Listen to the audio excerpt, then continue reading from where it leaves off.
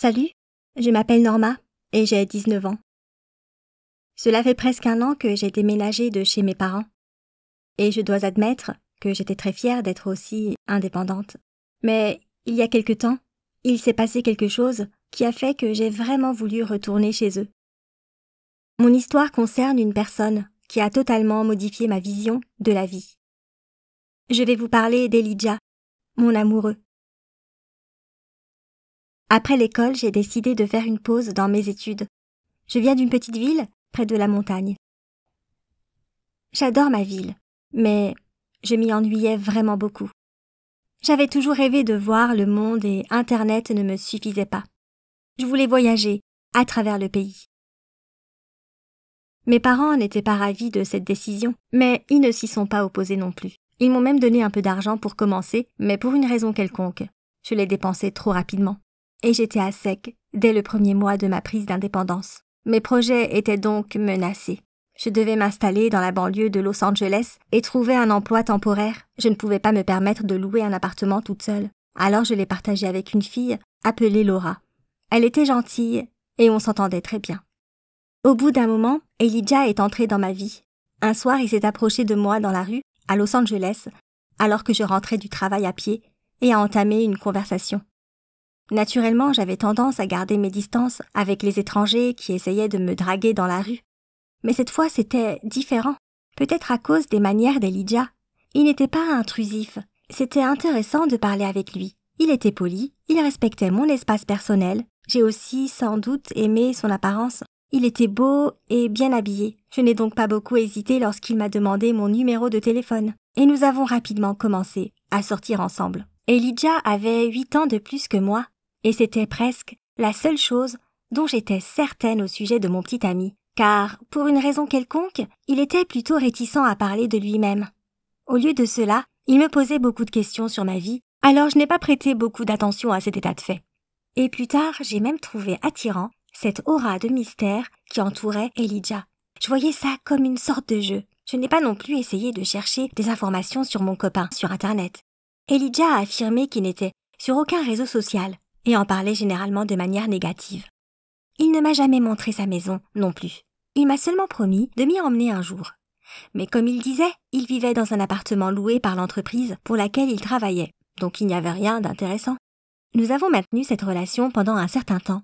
J'étais complètement satisfaite, et même, peut-être, heureuse. Mais il s'est avéré que tout cela n'était qu'une illusion, en laquelle je croyais aveuglément. Le jour où mon cœur a été brisé a commencé comme beaucoup d'autres jours. Elijah m'a proposé de le rejoindre dans mon café préféré. Je m'attendais à un agréable moment romantique. Mais Elijah n'a même pas cherché à prendre des pincettes et m'a tout de suite prévenu qu'il espérait éviter une scène et garder de bons souvenirs de tous les bons jours que nous avons passés ensemble. Et là, il m'a dit qu'il allait se marier. Et comme tu l'as déjà deviné, je n'étais pas l'heureuse élue. J'étais complètement sous le choc. J'ai été absolument incapable de réagir correctement, comme Elijah me l'avait demandé. J'ai éclaté en sanglots, et je suis sortie en courant du café. Je n'ai plus jamais revu Elijah, du moins en personne. J'étais totalement déprimée.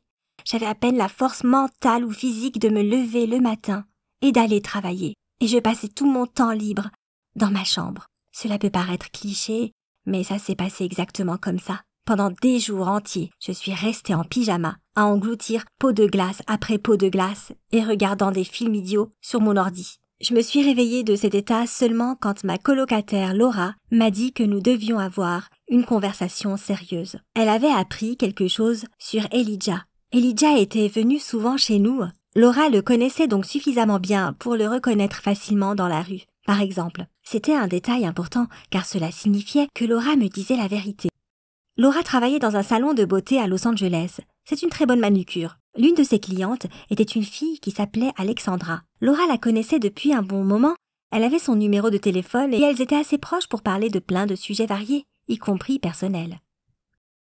Quand Alexandra est arrivée au magasin, au cours de son 2e trimestre, incapable de cacher sa grossesse, Laura l'a félicitée et cette dernière a exhibé une bague luxueuse. Alexandra était fiancée. la dernière fois qu'Alexandra a fréquenté le salon de beauté, Laura avait été témoin d'un appel téléphonique qui l'avait choquée. Quand le téléphone avait sonné, l'image sur son écran était celle de mon Elijah. Alexandra l'avait mis sur haut-parleur, donc Laura avait aussi entendu sa voix. C'était définitivement lui. Mais ce n'était pas la fin de l'histoire. Alexandra s'adressait à Elijah avec des mots du genre « Oui, mon amour, est-ce que tu comprends ?» Tout laissait croire qu'Alexandra était la fiancée d'Elijah. Laura et moi avons alors essayé de déterminer la chronologie des événements. Et il s'est avéré que quand Elijah et moi sortions ensemble, Alexandra était déjà enceinte. Au début, je me sentais vraiment confuse et je ne savais pas quoi faire. J'avais à la fois envie et pas envie de tout raconter à Alexandra. D'une part, j'avais hâte que toute cette histoire avec Elijah soit oubliée. Alors je n'avais pas envie de m'y replonger de nouveau. D'un autre côté, je voulais que la fiancée d'Elijah découvre la vérité sur le garçon avec qui elle allait passer sa vie. En plus, pour être honnête, j'avais envie de me venger d'Elijah pour ce qu'il m'avait fait. J'ai donc demandé à Laura le numéro de téléphone d'Alexandra et je lui ai passé un appel anonyme, lui demandant de nous rencontrer dans le même café où Elijah m'avait largué. J'ai dit à Alexandra que je devais lui dire quelque chose de très important sur son fiancé et elle semblait intriguée. Alexandra est arrivée exactement à l'heure.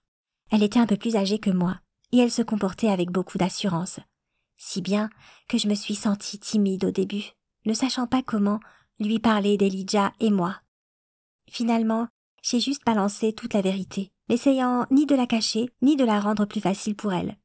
Et tu sais ce qui s'est passé ensuite? Pendant qu'Alexandra m'écoutait parler, elle restait absolument calme. Elle ne semblait pas surprise du tout.